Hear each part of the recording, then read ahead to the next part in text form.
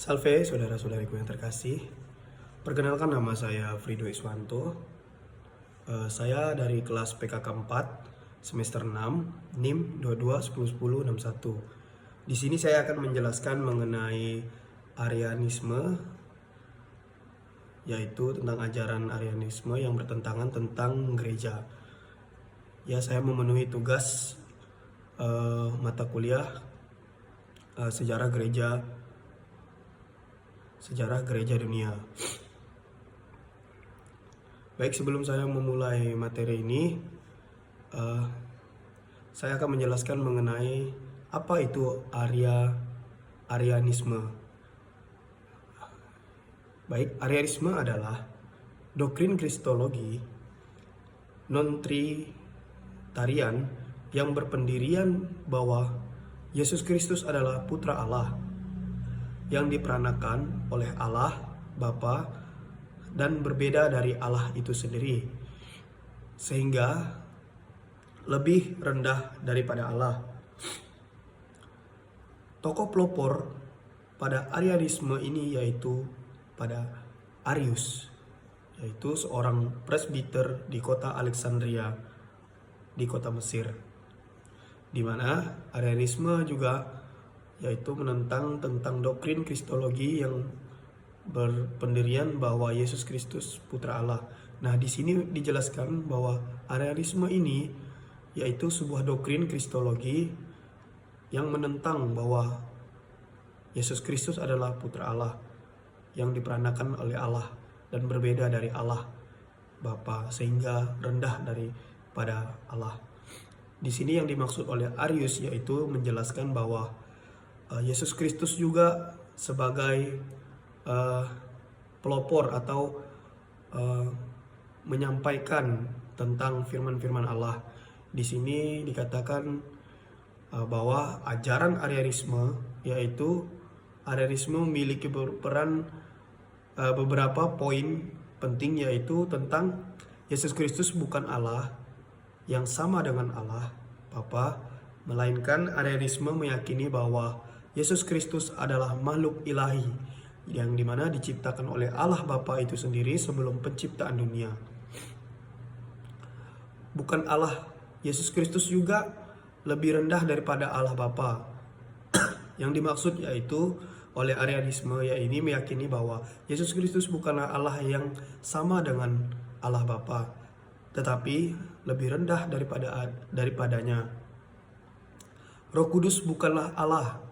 Nah, yang dimaksud oleh Arianisme ini yaitu meyakini bahwa Roh Kudus bukanlah Allah, tetapi kuasa yang menerangi dan menguduskan Yesus Kristus itu sendiri, sehingga diutus oleh Allah Bapa. Penentangan tersebut terhadap gereja yaitu Arianisme ditentang oleh gereja karena ajarannya yang tidak sesuai dengan doktrin Trinitas. Nah, di sini dikaitkan dengan beberapa buku yaitu Konsili Nisea I pada tahun 325 Masehi mengutuk Arianisme sebagai bid'ah, dan Konsili Konstantinopel I pada tahun 381 sebelum Masehi mengukuhkan penolakan terhadap Arianisme. Itu saja penjelasan mengenai Arianisme. Berikutnya yaitu saya akan menjelaskan beberapa tentang Nestorianisme. Nah, apa itu Nestorianisme? Nestorianisme adalah doktrin kristologi yang berpendirian bahwa Yesus Kristus memiliki dua kepribadian yang terpisah, yaitu yang pertama pribadi ilahi dan pribadi manusia. Nah, tokoh pelopor dari Nestorianisme yaitu Nestorius, yaitu seorang uskup di Konstantinopel. Di sini saya akan melanjutkan mengenai ajaran Nestorianisme, yaitu Nestorianisme memiliki beberapa poin utama mengenai tentang doktrin kristologi yang berpendirian bahwa Yesus Kristus memiliki dua kepribadian yang terpisah, yaitu pribadian ilahi dan pribadian manusia. Yesus Kristus juga memiliki dua kepribadian terpisah. Yang pertama yaitu Neoterianisme meyakini bahwa Yesus Kristus memiliki dua pribadi yang terpisah, yaitu pribadi ilahi dan pribadi manusia. Nah, yang dimaksud dengan pribadi ilahi dan pribadi manusia tidak dapat dipisahkan. Namun, Neoterianisme meyakini bahwa pribadi ilahi dan pribadi manusia tidak dapat dipisahkan, tetapi memiliki sifat yang berbeda-beda, namun tetap satu tujuan, yaitu kepada Allah Bapa itu sendiri. Maria bukanlah bunda Allah. Nah, ini yang dimaksud Neoterianisme, yaitu bahwa meyakini bahwa Maria bukanlah bunda Allah, tetapi bunda Kristus, yaitu Yesus Kristus itu sendiri.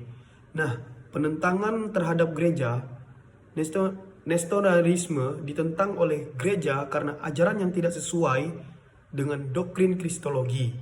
Nah, yang dimaksud dengan doktrin Kristologi yaitu konsili pada Efesus pada tahun 431 Masehi mengutuk Nestoranisme yaitu sebagai bid'ah, dan konsili Chalcedon pada tahun 451 Masehi mengukuhkan penolakan terhadap Nestorianisme. Nah, di sini saya akan menjelaskan beberapa tokoh-tokoh zaman patris yang membela iman Kristiani dari ajaran Arianisme dan Nestorianisme. Ya, tokoh pertama yaitu tokoh-tokoh anti-Arianisme. Yang pertama yaitu Antarius dari Alexandria. Antarius adalah salah satu tokoh yang paling berpengaruh dan berjuang melawan Arianisme. Ia menulis banyak karya termasuk The Incarnation of the World dan Against the Arians. Nah, yang dimaksud dari karya yang ditulis beliau tersebut yaitu mengenai buku-buku tentang anti-Arianisme. Cray dari Yerusalem. Cray adalah uskup Yerusalem yang menulis banyak karya untuk membela iman Kristiani dari Arianisme.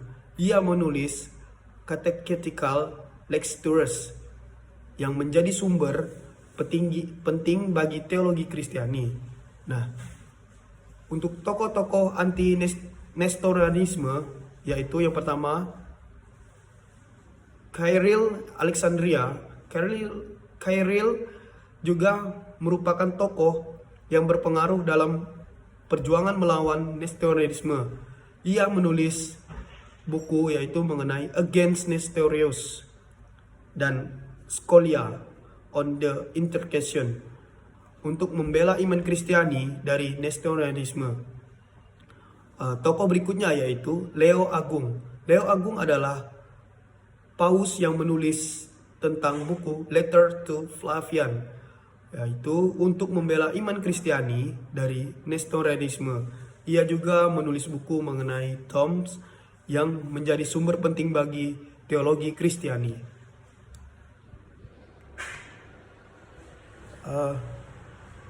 Konseling yang diadakan oleh gereja untuk mengcounter ajaran Arianisme dan Nestorianisme adalah yang pertama Konsili Nicea I pada tahun 325 Masehi. Pemimpin yaitu Kaisar Konstantin Agung. Inti pokok ajaran yaitu Konsili Nicea I menghasilkan Credo Nicea yang menegaskan bahwa Yesus Kristus adalah Allah yang sama dengan Allah Bapa dan bahwa Roh Kudus juga adalah Allah. Konsili Konstantinopel I pada 381 Masehi yang dipimpin oleh Kaisar Theodosius I. Inti pokok ajaran yang diajarkan oleh Konsili Konstantinopel ini yaitu mengukuhkan Credo Nicea dan menambahkan beberapa poin penting tentang Roh Kudus, yaitu bahwa Roh Kudus adalah Allah yang sama dengan Allah Bapa dan Allah Putra. Berikutnya yaitu Konsili Efesus pada 431 Masehi yang dipimpin oleh Paus Celestinus I. Inti pokok ajaran yang diajarkan oleh Konsili Efesus yaitu mengutuk Neoterianisme dan menegaskan bahwa Maria adalah bunda Allah dan bahwa Yesus Kristus memiliki dua kodrat, yaitu kodrat ilahi dan kodrat manusia. Berikut yaitu Konsili Kalsedon pada 451 Masehi yang dipimpin oleh Paus Leo Agung. Inti pokok dari ajaran Konsili Kalsedo yaitu mengukuhkan definisi kristologi yang dihasilkan oleh Konsili Efesus dan menambah beberapa poin penting tentang kodrat Yesus Kristus, mengenai bahwa Yesus Kristus memiliki dua kodrat, yaitu pribadi ilahi dan pribadi manusia yang tidak dapat dipisahkan dari kodrat ilahi dan kodrat manusia. Terima kasih, sekian penjelasan mengenai materi atau tugas dari sejarah gereja dunia.